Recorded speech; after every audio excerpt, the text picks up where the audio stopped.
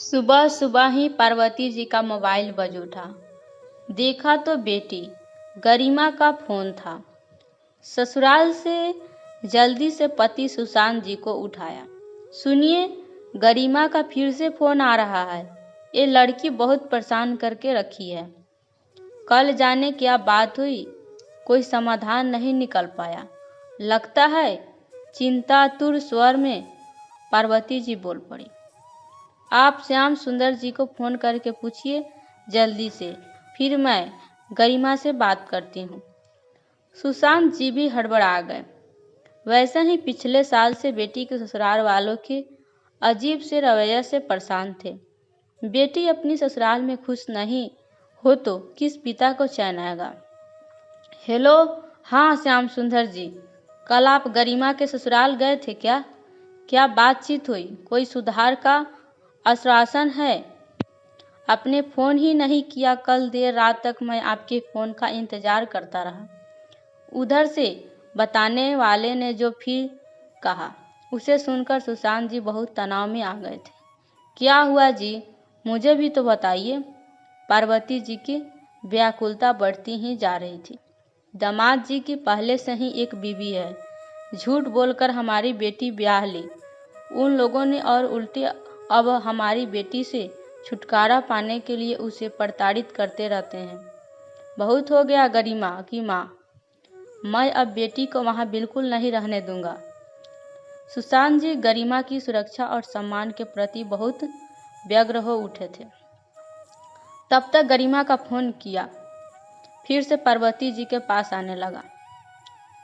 Speaker on कर लिया था। उन्होंने बातें महत्वपूर्ण थी। बेटी माँ से ज़्यादा खुलकर बता सकती थी। पिता को सुनना जरूरी था। माँ पापा कहाँ हैं? आसपास तो नहीं है? गरिमा ने तुरंत ही पूछा। नहीं बेटा, तेरे पापा अभी सोकर नहीं उठे हैं। मैं इधर बरामदे में हूँ। क्या बात है, तू परेशान है क्या? नहीं माँ, इसलिए मैं आपको फ़ोन किया है। आप लोग विशेषकर पापा को बोलना, चिंता बिल्कुल नहीं करेंगे। यहाँ सब ठीक हो जाएगा। पापा ने इतने आराम और धूमधाम से मेरी शादी की है। पूरी बिरादरी में ऐसी शान शौकत की शादी किसी की नहीं हुई। मैं यहाँ ठीक हूँ। आप लोगों की प्रतिष्ठा पर आँच नहीं आने दूंगी। बस माँ, अब रखती हूँ। आप पापा को समझा देना। नहीं बेटा, तू हम लोगों की चिंता बिल्कुल ना कर। मैंने तुझे खामोशी से अन्याय सहन करने के लिए नहीं पढ़ाया लिखाया है। तेरी कोई गलती नहीं है, ना ही हम लोगों की। जिन्होंने गलती की है उन्हें डरना चाहिए, ताकि आइंदा से इस तरह झूठ और फरेब की आड़ में किसी बेटी की बलि न चढ़े। सुशांत जी मोबाइल लेकर बोल पड़े। पापा मैं क्या करूं? इतने ही कह गरिमा रो पड़ी और फोन कट गया। ऐसे कैसे ले आएंगे? मायके उसे चारों तरफ बदनामी फैलेगी। अब वो पराया धन है, वहीं उसका घर है। बेटी ससुराल जाती है फिर अर्थी पर ही आती है।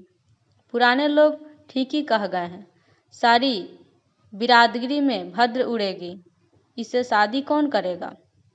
स्त्री को धरती माँ की तरह ही बहुत कुछ झेलना पड़ता है। कहते पार्वती की आंखें बिटिया को याद कर भर आई और गला रूंध गया। नहीं पार्वती, मैंने अपनी बेटी का नाम गरिमा ऐसे ही नहीं रखा है। मुझे ससुराल में भी उसकी गरिमा की चिंता है। जो खतरे में है, झाड़ू मारो ऐसे रिवाजों पर जो बेटी को अर्थी पर ही लाने की बात कहते हैं। मैं तो बिना देरी किए बैंड बाजे के साथ लाऊंगा। उसे पराया धन नहीं है, वह मेरा अनमोल धन है। यह घर अभी भी उसका ही है। हमारी बेटी हम लोगों का ख्याल करके कुछ बता नहीं रही है, लेकिन उन झूठे लोगों ने उनका क्या हाल किया होगा, मुझे सब दिखाई पड़ रहा है। वे किसी भी नीच स्तर तक जा सकते हैं। अरे लोग क्या कहेंगे? आखिर हम कन्या का दान कर चुके हैं। वहीं उसका घर है, अब उसे वहीं रहना होगा। पार्वती जी कह उठी। झाड़ू मारता हूँ मैं ऐसे लोगों के मुंह पर। और पार्वती, जो हमारे उस दान की गरिमा को न समझ सके, कुपात्र है वे। इस समय मुझे लोगों की नहीं, अपनी बेटी की जान की चिंता है, सम्मान की चिंता है। चलो, मैंने श्याम भाई और कई परिजनों से सलाह कर ली है, तैयारी कर लो। हम कल ही पूरी धूमधाम से अपनी बेटी को सम्मान से, पूरी शान से मायके लाएंगे, हमेशा के लिए। बैंड बाजे बज उठे। लड़के वालों की गलत नियत की पोल खोलने का शंखनाद हो गया। जिस इज्जत और गरिमा से बेटी को ससुराल पहुंचाया था, उसी इज्जत और गरिमा से धूमधाम से अपने घर ले आने के लिए बेटी की आंखों में पिता से मिलने वाली इस हिम्मत, इज्जत के लिए गर्व के अश्रु थे और दिल में हर अन्याय से जूझने का अपार हौसला। दोस्तों, कहानी कैसी लगी? यदि अच्छी लगी हो तो लाइक और कमेंट करना बिल्कुल भी मत भूलिएगा। यदि आप मेरे चैनल पर नए हैं तो सब्सक्राइब जरूर कीजिएगा। आपको कहानी सुनने के लिए बहुत बहुत धन्यवाद।